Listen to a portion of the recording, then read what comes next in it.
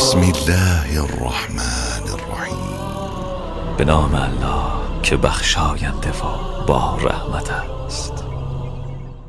ارأیت الذی یکذب بالدین، آیا آنکه قیامت را انکار می‌کرد دیدی؟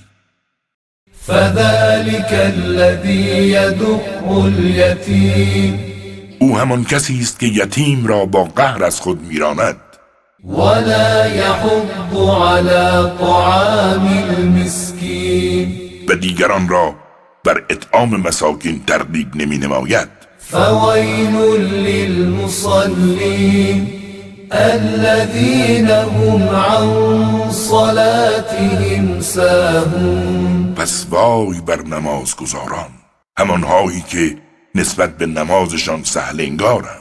الذین هم یراءون